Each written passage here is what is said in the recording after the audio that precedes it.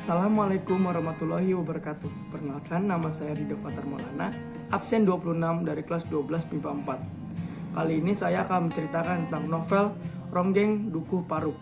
Ya, saya mulai saja. Novel ini menceritakan di sebuah desa bernama Dukuh Paruk. Tinggallah seorang gadis yang cantik jelita bernama Serintil. Suatu ketika, Serintil sedang menari tayub saat Rasus dan teman-temannya mengiringi tariannya dengan musik dan tembah. Meskipun suara calung dan tembah dibuat oleh mulut mereka sendiri, tapi Serintil tetap menari, bagaikan penari ronggeng. Ketika itu, kakek Serintil bersama Kertareja melihat hal tersebut. Akhirnya, Serintil dinobatkan menjadi penari ronggeng setelah beberapa ritual. Semua ritual harus dilakukan oleh Serintil, dimulai dari mandi kembang di kuburan Ki Sicamgala sampai ritual terakhir yaitu buka kelambu. Ritual buka kelambu adalah ritual di mana Serintil harus menyerahkan keperawanannya kepada lelaki yang nanti memenangkan sayembara tersebut. Rasus tidak rela melihat hal itu. Ia tidak rela melihat Serintil memberikan begitu saja kesuciannya demi menjadi penari ronggeng. Serintil sebenarnya juga sedang di dalam kebimbangan antara ingin menjadi penari ronggeng yang sesungguhnya dengan rasa takut untuk melakukan ritual buka kelambu tersebut. Tapi pada akhirnya Serintil membuka kesuciannya kepada Rasus secara diam-diam tanpa imbalan apapun. Meskipun setelah itu ada lelaki yang memenangkan sayembara buka kelambu itu. Akhirnya Serintil menjadi penari ronggeng yang terkenal. Ia sering dipuji banyak orang dan menjadi kaya raya. Tak kuasa melihat Serintil yang menjadi penari ronggeng, Rasus pindah dari Dukuh Paruk ke Dauhan. Awalnya ia bekerja menjadi pesuruh di pasar. Tetapi akhirnya ia bekerja bersama tentara yang bertugas di sana. Rasus akhirnya diangkat menjadi tentara berkat kejujuran dan kegigihannya.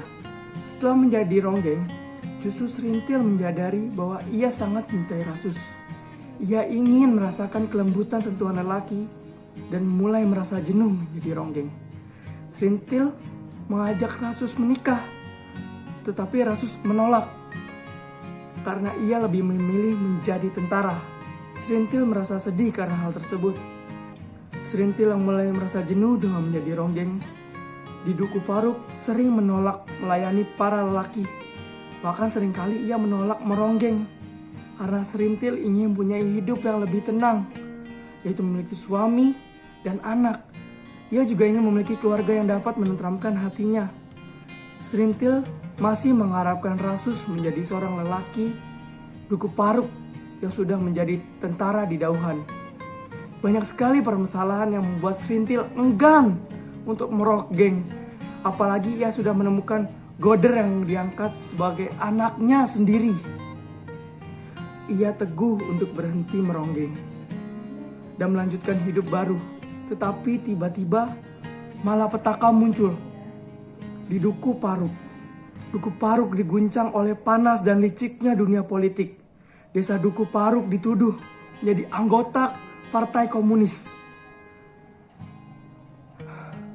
Telah terlibat dengan oknum partai tersebut. Dengan kebodohan yang dimulai oleh Dukuh Paruk, Serintil dan masyarakat akhirnya ditahan.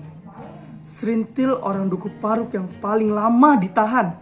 Setelah ia dibebaskan, kehidupan Serintil mulai berubah. Ia mulai tertutup dengan orang lain. Pandangan orang-orang pun mulai berubah karena identik dengan Partai Komunis dan bekas tahanan. Hingga ia bertemu dengan Bajus, seorang lelaki yang mulai dekat dengannya. Dengan kebaikan dan ketulusan Bajus, akhirnya Serintil mulai terbuka dan dekat dengannya. Akhirnya secara perlahan-lahan kehidupan Serintil mulai membaik. Rasus yang sudah lama tidak pulang akhirnya pulang ke Dukuh Paruk untuk berlibur. Mengetahui hal tersebut, hati Serintil sempat goyah. Tapi Serintil tidak bisa melakukan apapun karena ia menyadari bahwa ia sedang dekat dengan Bajus. Suatu hari, Bajus mengajak Serintil ke suatu acara. Ternyata selama ini Bajus memiliki rencana jahat terhadap Serintil.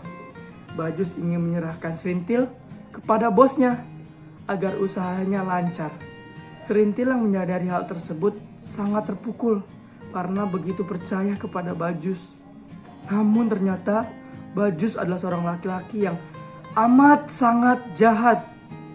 Melihat kondisi Serintil yang sangat memprihatinkan, akhirnya Rasus pun merasa iba dan membawa Serintil ke rumah sakit jiwa untuk dirawat di sana. Selesai. Sudah segitu saja cerita novel ini, kurang lebihnya mohon maaf. Wassalamualaikum warahmatullahi wabarakatuh.